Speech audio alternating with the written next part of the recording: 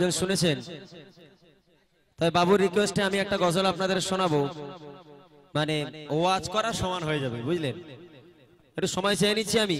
গজলটা হয়তো সবার ভালো লাগবে না, তবে যারা মুরব্বী আছেন, যারা ওয়াজ নসিহত ভালোবাসেন, তাদের নিশ্চয়ই ভালো লাগবে। আমি সন্ধ্যার আগে বলেছিলাম একটা ঘটনার কথা, সেটা হলো আম্মাজান ফাতেমাতুজ জোহরা রাদিয়াল্লাহু তাআলা আনহা, তানার সঙ্গে এক ইহুদি নারী, বেঈমান বেদিন নারীর সঙ্গে বন্ধুত্ব হয়েছিল। দুই বান্ধবী ছিল, আম্মাজান ফাতেমা, তিনি হলেন নবীর বেটি, যিনি জান্নাতের সরদারিনী, এবং এক ইহুদি বেঈমান নারী, তার সঙ্গে আম্মাজান ফাতেমার এমন বন্ধুত্ব, যে বন্ধুত্ব একে অপরকে না দেখে তানারা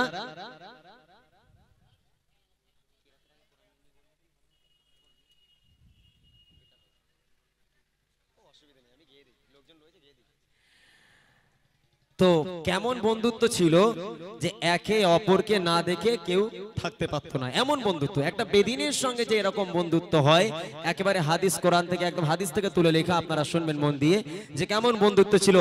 ইহুদি নারী ছিল রাজা বাদশার মেয়ে, আর আম্মাজান ফাতিমাতুজ জোহরা রাদিয়াল্লাহু তাআলা আনহা, তিনি হচ্ছেন গরিব ঘরের মেয়ে, যে ফাতেমার এক বেলা খাওয়া হয় তো এক বেলা হয় না, 2 দিন হয়ে যায়, 3 দিন হয়ে যায়, কোনোদিন খাওয়া হয় না, পরনে একটা মাত্র কাপড়, তবুও ছেঁড়া কাপড়, তাবলি মারা কাপড়। আজকের এই গরিব ফাতেমার সঙ্গে এক রাজা বাদশার মেয়ের সঙ্গে কেমন বন্ধুত্ব হতে পারে, খুব মনোযোগ দিয়ে শুনে বুঝতে পারবেন যে আজকের আম্মাজান ফাতেমা তিনি কেমন নারী ছিলেন, আর আমাদের ঘরের নারীরা কেমন। কবি লিখছে, দেখেন। এক ইহুদি নারী ছিল, যার বন্ধু ছিল মা ফাতেমা, ভালোবাসা প্রেম মায়া মমতা ছিল তাদের অনুপ্রেরণা, ছিল তাদের অনুপ্রেরণা। এক ইহুদি নারী ছিল, যার বন্ধু ছিল মা ফাতেমা, ভালোবাসা প্রেম মায়া মমতা ছিল তাদের অনুপ্রেরণা, ছিল তাদের অনুপ্রেরণা।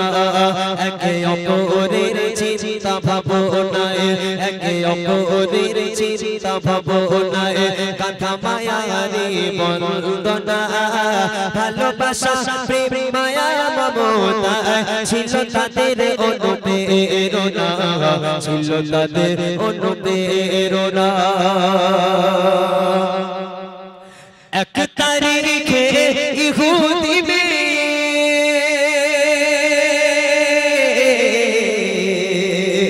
এক তারিখে ইহুদি মেয়ে, বিয়ে হবে দিন ঠিক হলো, মেয়ের পিতা একে একে সব প্রিয়জনেদের দাওয়াত দিল। এক তারিখে ইহুদি মেয়ে, বিয়ে হবে দিন ঠিক হলো, মেয়ের পিতা একে একে সব প্রিয়জনেদের দাওয়াত দিল, প্রিয়জনেদের দাওয়াত দিল।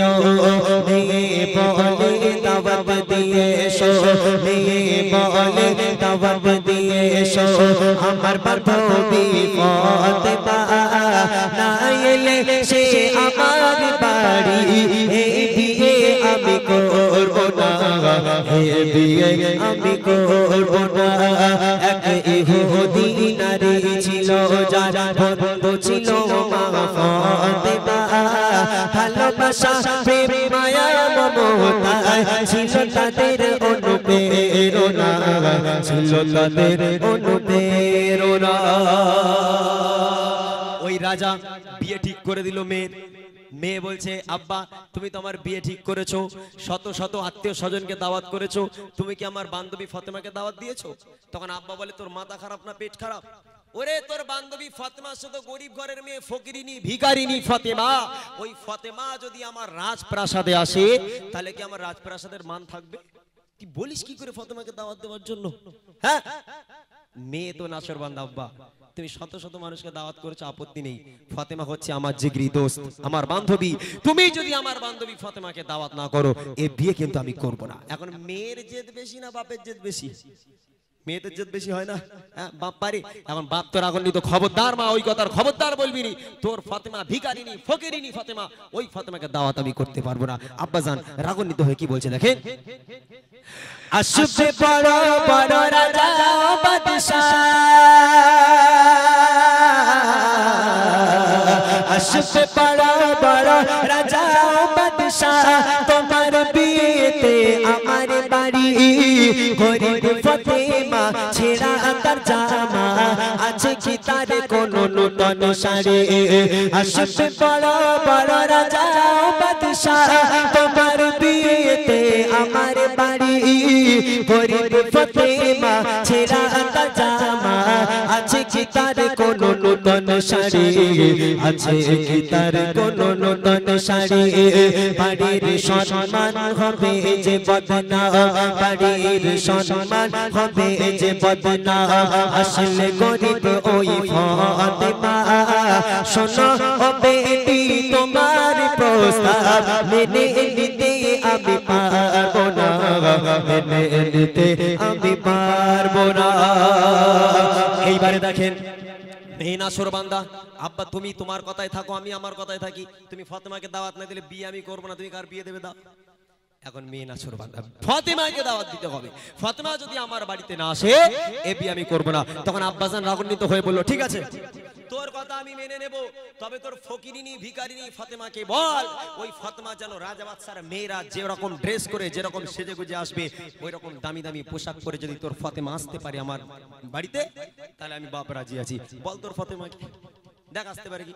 আপনারা শুনেছেন ফাতেমা গরিব, 2 দিন হয়ে যায় 3 দিন হয়ে যায় খাওয়া হয় না, একটা কাপড় পরে সারা জীবন কাটিয়ে যেত, ছেঁড়া কাপড় তাবলি মারা। ওই ফাতেমা রাজা বাদশার মেয়েদের মতো পোশাক পাবে কোথায়? ভালো করে শুনতে হবে মন দিয়ে, মন গড়া কথা বলছি না, ভালো করে শুনবে। এখন চিঠিপত্র চলে গেল, ফোনের জামানা নেই, তখন চিঠিপত্র গেল। বুবু এই ব্যাপার বুবু, আমার আব্বা তো কোনো মতে রাজি হচ্ছে না, কিন্তু আমার বিয়েতে তোমাকে আসতেই হবে, তোমাকে আমি বলে দিলাম বুবু তুমি একটা দামি পোশাক কেনো, তুমি একটা দামি পোশাক পরে তুমি খবরদার আমার বিয়েতে এসো, নইলে তুমি না আসলে বুবু আমি কিন্তু খুব রাগ করবো, আমি বিয়ে করবো না। এখন ফাতেমা কি করবে দেখেন, কবি লিখছে অনেক বলার পর পিতাকে রাজি, অনেক বলার পর পিতাকে রাজি করে দিল ইহুদি মেয়ে। পিতা বলে বেশ তবে জানো সে আসে দামি পোশাক গায়ে দিয়ে, অনেক বলার পর পিতাকে রাজি করে দিল ইহুদি মেয়ে। পিতা বলে বেশ তবে জানো সে আসে দামি পোশাক গায়ে দিয়ে, আসে দামি পোশাক গায়ে দিয়ে। গরিব বলে আজকে ফাতেমা, গরিব বলে আজকে ফাতেমা হয় গো কত লাঞ্ছনা, সফল নারীদের হবে সরদার, তাকে তো তোমরা চিনলে না, তাকে তো তোমরা চিনলে না। আম্মাজান ফাতেমা দাওয়াত কবুল করে নিল, দাওয়াত কবুল করা রাসূলের সুন্নাত কবুল করে নিল। এদিকে দামি দামি পোশাক পরে যাব, ফাতেমা বলে দিল আমি দামি পোশাক পরে যাব। নামাজের পাটিতে বসে সারাটা রাত আম্মাজান ফাতেমা অঝর নয়নে অশ্রু ঝরাতেই থাকে, ঝরাতেই থাকে। সারাটা রাত আম্মাজান নামাজের পাটিতে বসে বসে কাঁদছে, আল্লাহ তুমি একটা ব্যবস্থা করে দাও, আমি কি করব। খোদার মহিমা, খোদার মহিমা। জিবরাইল সালামকে আল্লাহ পাক পাঠিয়ে দিল, ও জিবরিল চলে যাও আমার নবীর কাছে চলে যাও, জান্নাত থেকে একটা উপহার, একটা প্যাকেজ জিবরাইল সালামের দ্বারা আমার রাসূলের কাছে দিয়ে আসা হলো। আমার রাসূল ওটাকে নিয়ে, রাসূল সবই জানে, নিয়ে ফাতেমার বাড়িতে রাত্রেবেলা এসে হাজির। দরজায় টোকা দেয়, ফাতেমা দরজা খোলো, দরজা খুলে গেল। ফাতেমাকে বলল ফাতেমা এই উপহারটা তোমার কাছে আমি দিচ্ছি, কোনো কথা এখন বলবো না, তুমি রেখে দাও, কাল সকালে তোমার আব্বা আমি আসবো, কাল সকালে কথা হবে। এতটুকু বলে আম্মাজান ফাতেমার কাছে এই প্যাকেজটা দিল। আম্মাজান ফাতেমা প্যাকেজটা রেখে আব্বাজান চলে গেল, আবার নামাজের পাটিতে বসে বসে কাঁদছে। দেখেন তারপর কি হচ্ছে, খোদার মহিমা কেউ তো বোঝে না, খোদার মহিমা কেউ তো বোঝে না।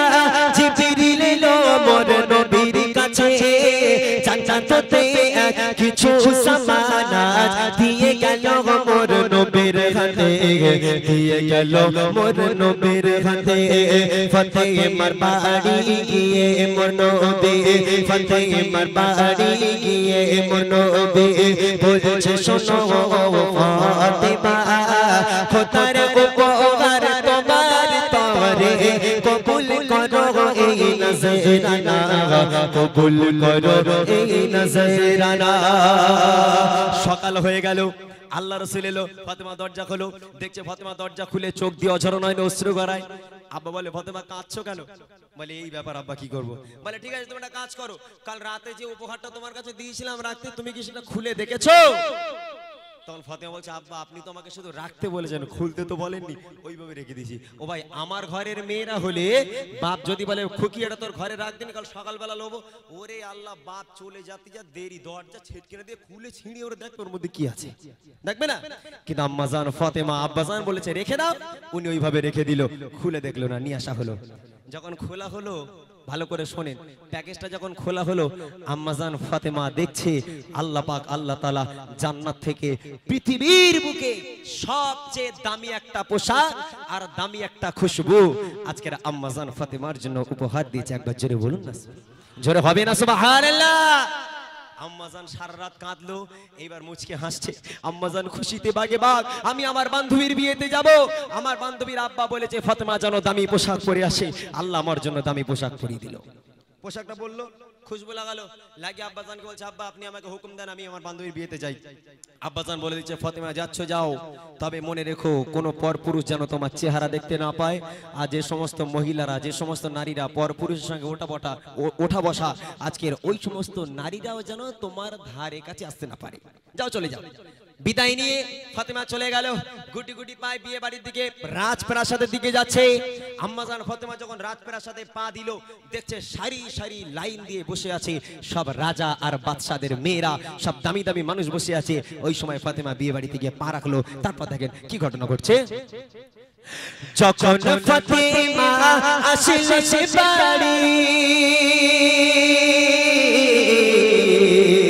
যখন ফাতেমা আসিল সে বাড়ি, চমকে ওঠে যত রাজা বাদশা, একই অপরূপ পোশাক ফাতেমা, হারিয়ে যায় সব মুখের ভাষা।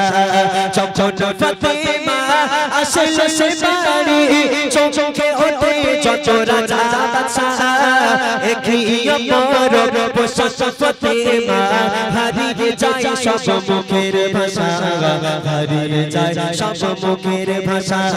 সুবাসে ভরপুর দূর বহুদূর, সুবাসে ভরপুর দূর বহুদূর, মিশকের গন্ধে দিবানা, কোথায় রাজা আর কোথায় বাদশা, করে ফাতেমাকে পেমানা, করে ফাতেমাকে পেমানা। এক ইহুদি নারী ছিল যার বন্ধু ছিল মা ফাতেমা, ভালোবাসা প্রেম মায়া মমতা ছিল তাদের অনুপ্রেরণা, ছিল তাদের অনুপ্রেরণা। ফাতেমা যখন কদম রাখলো, এইবার শোনেন একদম লাস্ট কলি কি হচ্ছে দেখেন। এইবারে ফাতেমা যখন পা রাখলো তার বান্ধবী ছুটে ছুটে এসে ফাতেমাকে সাথে করে নিয়ে চলে যাচ্ছে। এদিকে সব মেয়েরা লাইন দিয়ে যারা বসেছিল তারা উঠে দাঁড়িয়ে গেল ফাতেমার পায়মানা, ফাতেমাকে তাজিম করার জন্য সবাই দাঁড়িয়ে গেল। এই কি অবস্থা! যে ফাতেমা গরিব ভিখারিনী, নোংরা পোশাক পরে থাকে, ছেঁড়া পোশাক পরে থাকে, এত সুন্দর একটা পোশাক পরে ফাতেমা বিয়ে বাড়িতে ঢোকে কি করে? সবার রাজা বাদশার মেয়েদের চোখ দাঁড়িয়ে গেল। আর বান্ধবী এসে আস্তে আস্তে আস্তে আস্তে করে, তাদের যে স্টেজ থাকে একটা বড় লোকের বাড়ি, রাজা বাদশার বিয়ে স্টেজ আছে, আম্মাজান ফাতেমাকে স্টেজে একটা উঁচু জায়গায় বসিয়ে দিল। দেখেন আল্লাহ কোথা থেকে কোথায় নিয়ে যাচ্ছে। এটাই হলো শিক্ষা, যে যে ফাতেমাকে এরা ঘৃণা করে, যে ফাতেমাকে ভিখারিনী বলে, আজকে রাজা বাদশার মেয়েরা বসে আছে সব নিচে সারি সারি, আম্মাজান ফাতেমা সবার উপরে, আল্লাহ পাক তাকে বসিয়ে দিয়েছে। একবার জোরে বলুন না সুবহানাল্লাহ। তাহলে ফাতেমা বসে আছে এখন। কি বলছো? ভালো করে বলো। হ্যাঁ হয়ে গেছে, এই তো শেষ করি।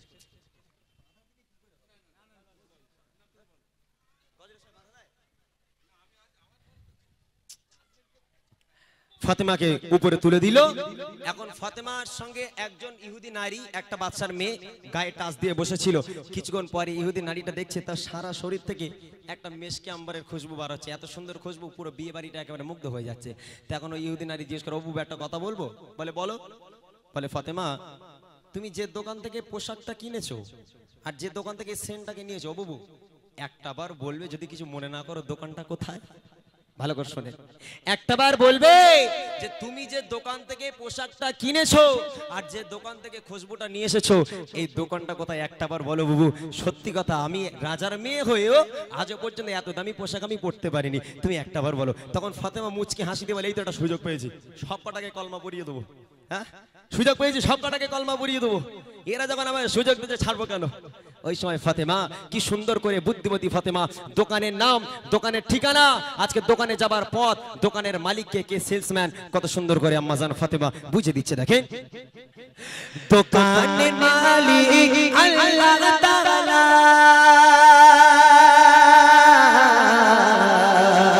দোকানের মালিক আল্লাহ তাআলা, পৌঁছা চারে তারে জিবরিল আমিন, সেই দোকানে যাবার শুকর, ইহদিনাস সিরাতাল মুস্তাকিম। জোরে হবে না সুবহানাল্লাহ? আর জোরে বলুন না সুবহানাল্লাহ। বলে দিচ্ছে দোকানে যাওয়ার পথ হলো ইহদিনাস সিরাতাল মুস্তাকিম, এই পথে হেঁটে যাও, তুমি দোকানের মালিককে পেয়ে যাবে। মালিককে আল্লাহ, এই মালিককে পেয়ে গেলে ওই পোশাকটাও পেয়ে যাবে, এই খুশবুটাও পেয়ে যাবে।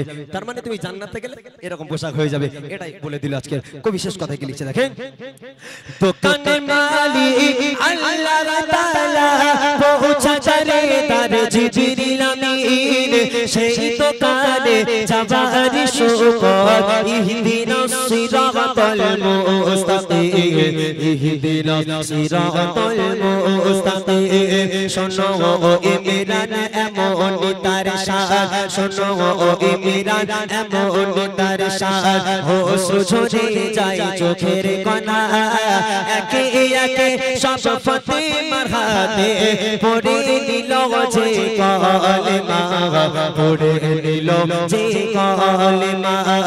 এক ইহুদি নারী ছিল, যার বন্ধু ছিল মা ফাতেমা, ভালোবাসা প্রেম মায়া মমতায় ছিল তাদের অনুপ্রেরণা, ছিল তাদের অনুপ্রেরণা, ছিল তাদের অনুপ্রেরণা, ছিল তাদের অনুপ্রেরণা।